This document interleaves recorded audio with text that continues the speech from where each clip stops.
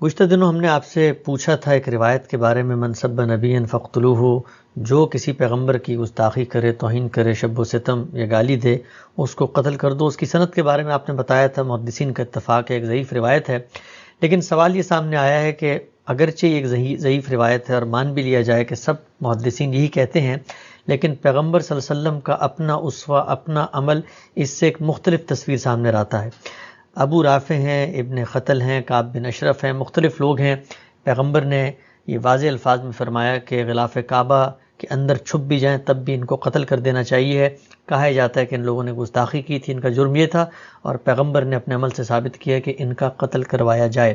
سوال میرا آج آپ سے یہ ہے کہ یہ بتائیے گا کہ ان لوگوں کے بارے میں جو پیغمبر صلی اللہ علیہ وسلم کے دیگر ارشادات ہیں اور وہ سنداً صحیح روایات میں منقول بھی ہیں، ان کے قتل کی کیا نوعیت تھی؟ کیا یہ گستاخ تھے؟ اور کیا رسالت محمد صلی اللہ علیہ وسلم نے گستاخی کرنے والوں کو قتل کرنے کی تلقین فرمائی ہے؟ پہلی بنیادی بات یہ سمجھ لیجئے کہ دین میں استنباط احکام واقعات سے نہیں ہوتا۔ یعنی اگر دین میں کوئی حکم دیا جانا ہے تو اس کو صراحت کے ساتھ قرآن مجید میں بیان ہونا چاہیے۔ رسالت مآب صلی اللہ علیہ وسلم قرآن مجید پر مبنی کوئی ہدایت دے رہے ہیں تو اس کو بھی آپ کے الفاظ میں صراحتاً بیان ہونا چاہیے۔ اس لیے کہ یہ کوئی معمولی بات نہیں ہے کہ کسی شخص کے بارے میں آپ یہ کہیں کہ اس کو قتل کر دو۔ انسانی جان کو حرمت حاصل ہے۔ رسالت مآب صلی اللہ علیہ وسلم نے ہمیں یہ تعلیم دی ہے کہ یہ ذو الحج کا مہینہ، یہ مکے کا شہر جیسی حرمت رکھتا ہے ویسی حرمت انسانی جان کو بھی حاصل ہے۔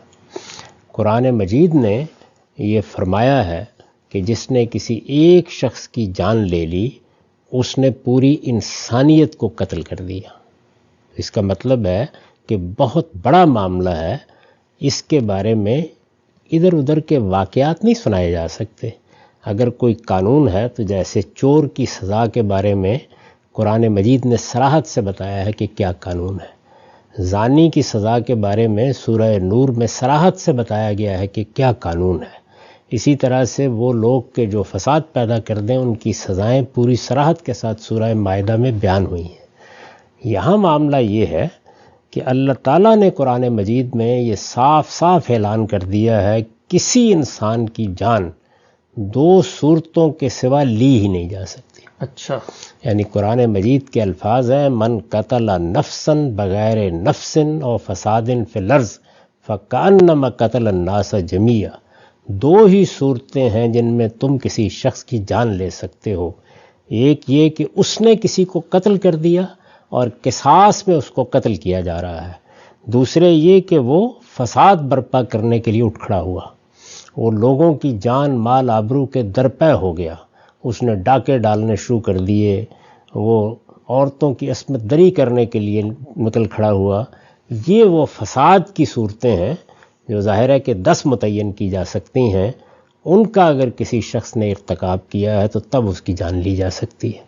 تو یہ دو صورتیں قرآن مجید نے بالکل متعین کر دی ہیں، کوئی روایت ان کے خلاف ہو ہی نہیں سکتی، اس لیے کہ اللہ کا پیغمبر اللہ تعالیٰ کے حدود سے آگے کبھی کوئی بات نہیں کرتا۔ حدیث کے پورے ذخیرے کو بھی آپ شروع سے لے کے آخر تک دیکھ لیں، اس میں کوئی اس طرح کا قانون بیان نہیں ہوا۔ جب یہ دونوں باتیں واضح ہو گئیں تو اب واقعات کے بارے میں صحیح اصول یہ ہے کہ یہ لوگوں نے رپورٹ کیے ہوتے ہیں۔ اس وقت دیکھیے ہماری عدالت میں 2 بڑے مقدمے چل رہے تھے۔ یہ حقیقت ہے کہ جب تک آپ 2-4 اخبار نہ دیکھ لیں آپ کی سمجھ میں نہیں آتا کہ آج کیا کارروائی ہوئی ہوگی۔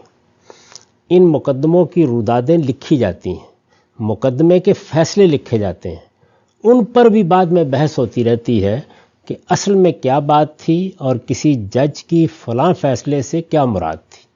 یہ بڑا نازک معاملہ ہے۔ تو رسالت مآب صلی اللہ علیہ وسلم نے اگر کسی موقع کے اوپر عملاً کوئی اقدام کیا ہے تو اس کی روایات دیکھی جائیں گی، سب روایات کو جمع کیا جائے گا، دین کے جو عمومی اصول ہیں ان کے اندر رکھ کر اس کا تجزیہ کیا جائے گا، جیسے کہ ہمارے فقہا کرتے ہیں۔ یہ جب تک نہ ہو کسی واقعے کی بنیاد کے اوپر آپ کوئی قانون اخذ نہیں کر سکتے۔ ٹھیک، یعنی صحیح ترتیب یہ ہے کہ پہلے قرآن مجید اس کے بعد سنت، رسالت مآب صلی اللہ علیہ وسلم کا کوئی ارشاد ہے تو باللفظ اس ارشاد میں کیا حکم بیان ہوا ہے، یہ چیزیں پہلے متعین ہوں گی، واقعات اس کے بعد ان کی روشنی میں دیکھے جائیں گے، نہ کہ واقعات کے بیان سے قانون نکال لیا جائے گا۔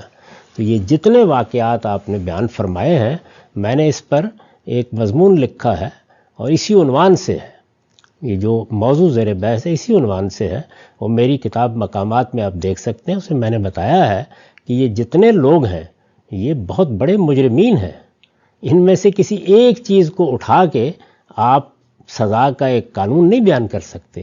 ان میں سے وہ لوگ ہیں کہ جنہوں نے قتل کا اقدام کیا ہے، جنہوں نے جنگی جرائم کا ارتکاب کیا ہے، جنہوں نے نہایت نازک موقعوں پر مدینے کے لیے خطرات پیدا کیے ہیں۔ یہ ابن خطلی، ان کو ایک ذمہ داری کے لیے بھیجا گیا، ایک انصاری ان کے ساتھ تھے، انہوں نے قتل کا اقدام کر ڈالا، اس کے بعد یہ فرار ہو گئے۔ تو اس طرح کے لوگ ہیں جن کے جرائم کی تحقیق کرنی چاہیے اور اس کے بعد یہ جاننا چاہیے کہ ان کو کیوں سزا دی گئی۔ یہ سب کے سب یا تو رسالت مآب صلی اللہ علیہ وسلم کا جو اتمام حجت کا قانون ہے اس کے تحت معاندین کی صف میں آتے تھے، اور یا یہ ہے کہ یہ فساد برپا کرنے والے لوگ تھے، اور یہی ہیں کہ جن کے بارے میں قرآن کہتا ہے کہ ان کو موت کی سزا بھی دی جا سکتی ہے۔ تو یہ ہے صحیح طریقہ کسی قانون کو سمجھنے کا، نہ یہ روایت صحیح ہے نہ ان واقعات کی تعبیرات صحیح ہیں۔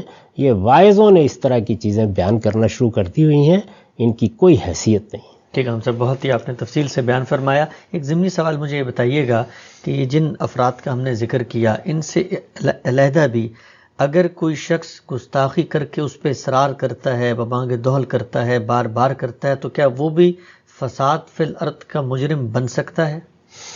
دیکھیے، سب سے پہلے تو طے کیجئے کہ وہ کون آدمی ہے۔ اگر وہ مسلمانوں کی کسی ریاست میں رہتا ہے اور مسلمان ہے تو اس سے پوچھیں گے کہ تمہیں کیا ہوا ہے، تمہارا دماغی توازن بگڑ گیا ہے، تم مسلمان ہو۔ مسلمان کہتے ہی اس کو ہیں کہ جو محمد الرسول اللہ صلی اللہ علیہ وسلم کو دین کا تنہا ماخذ مانے اور آپ کی حرمت، آپ کی عزت کو اپنی ہر چیز سے زیادہ عزیز رکھے۔ تو یہ تم نے کیا کیا ہے؟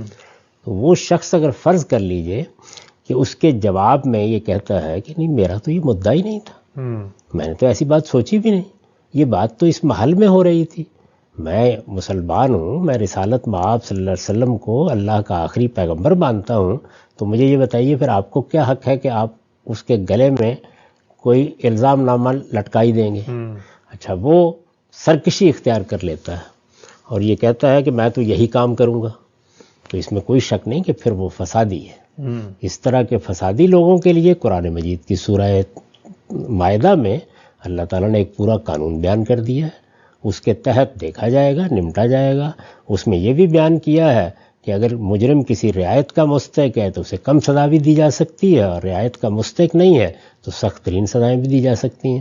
لیکن تلقین کرنا، نصیحت کرنا، پہلے اس کا مدعا پوچھنا، اس کو موقع دینا، یہ ساری چیزیں ہوں گی۔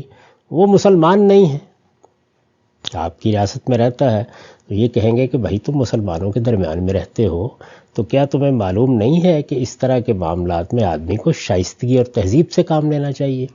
تنقید کرنا یہ تو ہر غیر مسلم کا حق ہے، اس لیے کہ وہ تو مانتا ہی نہیں ہے، لیکن تضحیق کرنا یا اس طرح کی توہین آمیز کلمات کہنا، یہ تو کوئی کسی کے ماں باپ کے بارے میں بھی کہے تو اس کی گوشمالی ہونی چاہیے اور اس کو تنبیہ کرنی چاہیے۔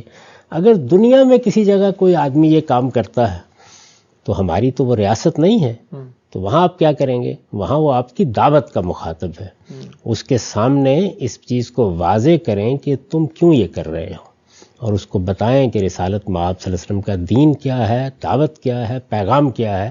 اس لیے کہ یہ ہو ہی نہیں سکتا کہ کوئی آدمی جب تک اس کا ذہنی توازن خراب نہ ہو جائے اس طرح کی بات کرے، درا حالے کہ اس کی کوئی بنیاد نہ ہو۔ وہ کیا ہوگا؟ اس نے یا اللہ کی کتاب کی کسی بات کو غلط سمجھا ہوگا، کسی روایت کو غلط سمجھا ہوگا، مسلمانوں کی کسی عمل کی بنیاد پر رد عمل میں مبتلا ہوا ہوگا، اس کو درست کریں اور استدلال سے بات کریں۔ خلاصہ کلام کا یہ ہے کہ دین کے مقدمات اور دینی حرمتیں اور دین کے تصورات کی حفاظت یہ استدلال سے ہوتی ہے، بندوق کی نوک سے نہیں ہوتی۔